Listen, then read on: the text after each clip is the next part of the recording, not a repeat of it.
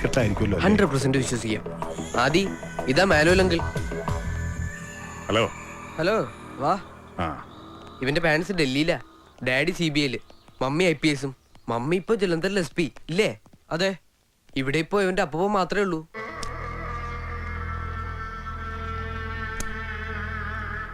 പേടിക്കണ്ട, അപ്പൂപ്പന് കണ്ണു കാണൂല. കാറ്ററാക്ട് ഓപ്പറേഷൻ കഴിഞ്ഞിരിപ്പാ. ചെവി പണ്ടേ ഔട്ട്. ആർമി കേണലായിരുന്നു. ആദ്യാണോടാ? അതെ അപ്പൂപ്പ. നീ എന്തെങ്കിലും പറഞ്ഞോ? ഇല്ല. വാ, ഇതെന്റെ ഫ്രണ്ട്സ്. ഇത് മാഷ്. വാ, ഇരിക്കൂ. എത്ര പേരെ കൊല്ലണമെന്നാ പറഞ്ഞേ? നീ മറന്നുപോയോ ഒരാളെ? നിധിയുടെ പപ്പയെ. ഓ യെസ്, ഞാൻ ഓർക്കുന്നു. ഇംഗ്ലീഷ് നോവൽസ് വായിക്കാറുണ്ടോ? അല്ലെങ്കിൽ ഇംഗ്ലീഷ് മൂവീസ് കാണാറുണ്ടോ?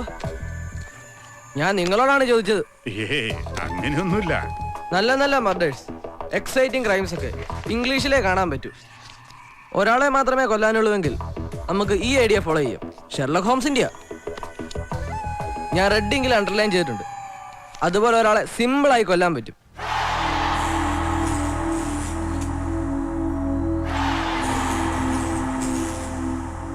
മറ്റേ ഇല്ല മർഡർ മെത്തേഡ്സ് ഈ ബുക്സിലുണ്ട്. Agatha Christie, Paul Brickhill. Murder നേരിട്ട് കണ്ട് പ്ലാൻ ചെയ്യണമെങ്കിൽ ഈ CDs കാണാൻ നല്ലതാ. ഒരു ധൈര്യം കിട്ടും.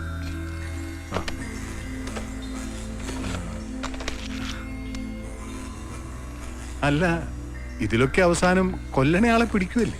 അത് പിന്നെ നോവലിൽ വില്ലനെ നായകൻ പിടിച്ചില്ലെങ്കിൽ പുസ്തകം ചെലവാകില്ല. സിനിമയിലും അങ്ങനെ ചെയ്താലേ ഈ സൂപ്പർ സ്റ്റാർസിനൊക്കെ പിടിച്ചെടുക്കാൻ പറ്റൂ. ഈ നോവലിലും സിനിമയിലും അല്ലാത്ത വേറെ ഏതെങ്കിലും മെത്തേഡ് ഉണ്ടോ ഒരാളെ കൊല്ലാൻ? പേടിയുണ്ടല്ലേ? അങ്ങനൊന്നുമില്ല. എങ്കിലും എന്റെ സ്വന്തം ചില ഐഡിയാസ് ഫോളോ ചെയ്യാം. ഞാൻ കുറെ കൊല്ലമായി ഈ വിഷയത്തിൽ റിസർച്ച് ചെയ്യാൻ തുടങ്ങിയിട്ട്. ഒരു 10-25 കൊല്ലമായി കാണുമാവോ റിസർച്ച് ചെയ്യാൻ തുടങ്ങിയിട്ട്. Be serious, we are discussing a serious matter.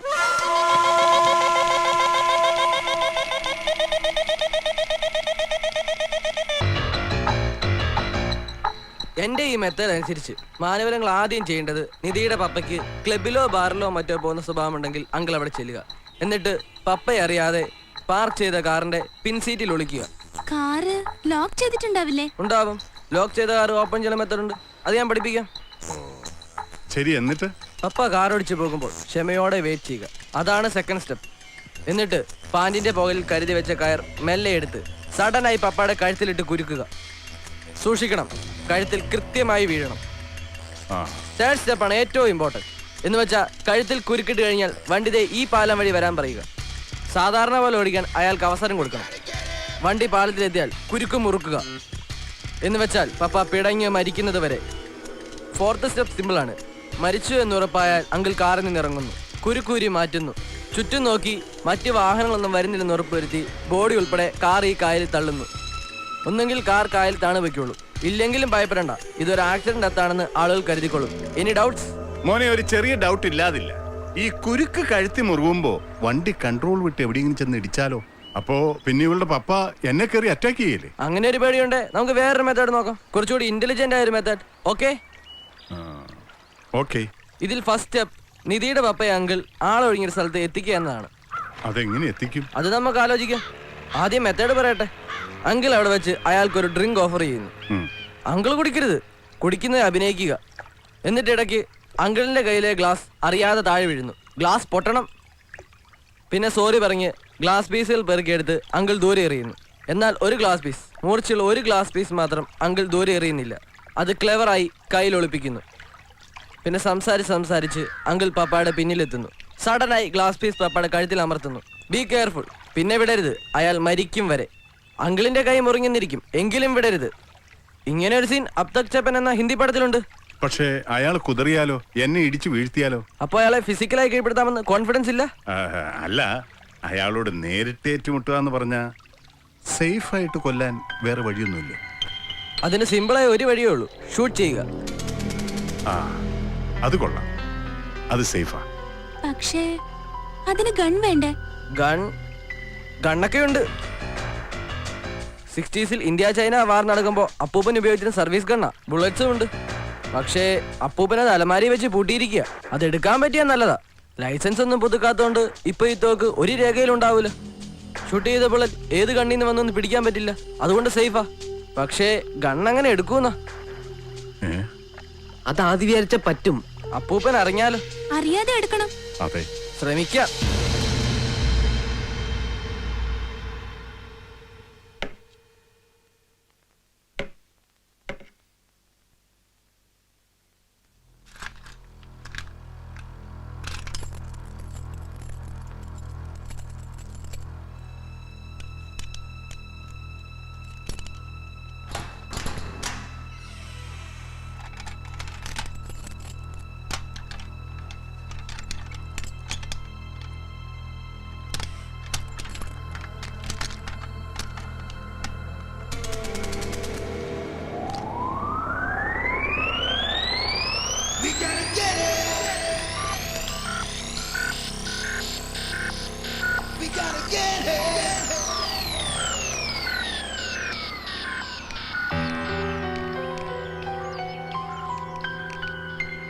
ആദിക്ക് ഇത് നന്നാക്കാൻ പറ്റുമോ? ഷുവർ, ഇത് സിമ്പിൾ ഫോൾട്ടാ. I can do it. പക്ഷെ ആദി, മാനുവൽ അങ്കിളിനും ഗണ്ണ് ഉപയോഗിക്കാൻ അറിയില്ലല്ലോ, അതാ പ്രശ്നം. അത് ഞാൻ ശ്രമിച്ചു നോക്കാം. It's not easy. Uncle train ചെയ്യണം, ഞാൻ പഠിപ്പിക്കാം. ഡൽഹിയിലായിരുന്നപ്പോ ഡാഡി എന്നെ പഠിപ്പിച്ചു തന്നതാ. You know, my father is a sharp shooter. എന്നാലും പബ്ലിക് പ്ലേസിൽ വെച്ച് അങ്കിൾ അയാളെ ഷൂട്ട് ചെയ്യുന്ന റിസ്കാ. എത്ര ശ്രമിച്ചാലും എങ്ങാനും ഉന്നം തെറ്റിയാലോ? മാത്രമല്ല, അപ്പൊ ആളുകൾ കാണുകയും ചെയ്യും, തൊണ്ടിയോടെ പിടിക്കപ്പെടും. പിന്നെ എന്ത് ചെയ്യാ ആദി? അയാളുള്ള അടുത്ത് അങ്കിൾ ചെല്ലുന്ന റിസ്കാ. അപ്പൊ പിന്നെ ഒറ്റ വഴിയേ ഉള്ളൂ, അയാളെ വിളിച്ചു വരുത്തണം, എന്നിട്ട് മറങ്ങി എന്ന് ഷൂട്ട് ചെയ്യുക. അതിന് ഞാൻ വിളിക്കുന്നിടത്ത് അയാൾ വരുവോ? വരുത്തണം. അതെങ്ങനെ? അതിനൊരു ഐഡിയ കണ്ടെത്തണം. കുറച്ച് ബുദ്ധിമുട്ടാ. പറ്റും. ഒന്നുകിൽ ബ്ലാക്ക് മെയിലിംഗ്, അല്ലെങ്കിൽ ഞാനൊന്ന് ആലോചിക്കട്ടെ. വെയിറ്റ്, ബ്ലാക്ക്മെയിൽ ചെയ്യാം. അങ്കിളും ഞാനും തമ്മിൽ കമ്പനി ഉള്ളത് അയാൾക്കറിയാം. എന്നെ ഉപദ്രവിക്കുന്നതെല്ലാം ഞാൻ അങ്കിളിനോട് പറഞ്ഞിട്ടുണ്ടെന്ന് അങ്കിൾ ഫോൺ ചെയ്ത് അയാളോട് പറയാം. എന്നിട്ട് ത്രെട്ടൺ ചെയ്യാം. മമ്മിയോടും ആരോടും പറയാതിരിക്കാൻ പണം ആവശ്യപ്പെടുക. പിന്നെ രാത്രി ഏതെങ്കിലും റിമോട്ട് പ്ലേസിൽ പണവുമായി വരാൻ പറയണം. എന്നിട്ട് ആദ്യം പറഞ്ഞതുപോലെ മറിഞ്ഞു നിന്ന് ഷൂട്ട് ചെയ്യുക. ഐഡിയ കൊള്ളാം. എന്നാലും അയാൾ വരുവോ? വരും. മമ്മി അറിയുന്നതിൽ അയാൾക്ക് പേടിയുണ്ടാവും. യു ആർ കറക്റ്റ് നിധി, ഈ ഐഡിയ വർക്കൗട്ട് ആവും. അപ്പൊ ഒടുക്കം ആദിയുടെ ഐഡിയ അല്ല, എന്റെ നിധിക്കുട്ടിയുടെ ഐഡിയ ആണ് വർക്കൗട്ട് ആയെന്ന് ചുരുക്കം. അതങ്ങൾ എനിക്കിട്ടൊന്ന് വെച്ചതാണല്ലോ. ടേക്ക് ഇറ്റ് ഈസി ആദി മോനെ, ഗൺ നിന്റെ അല്ലേടാ. അപ്പോ നമ്മൾ അങ്ങനെ പ്ലാൻ ചെയ്യുന്നു, ഇല്ലേ ആദി? യെസ്. എന്താ സന്ദീപ്? അങ്കിളാ പറയേണ്ടത്. അങ്കിൾ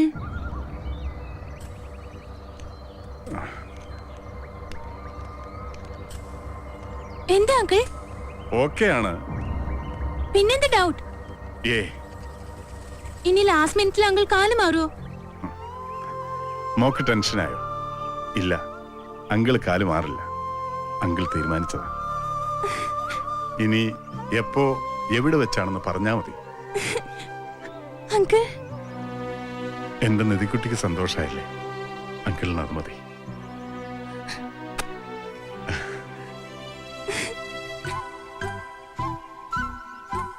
ഇനി എല്ലാം കഴിഞ്ഞ് എങ്ങാനും ഞാൻ പിടിക്കപ്പെട്ടാൽ ധൈര്യമായിട്ടിരുന്നു.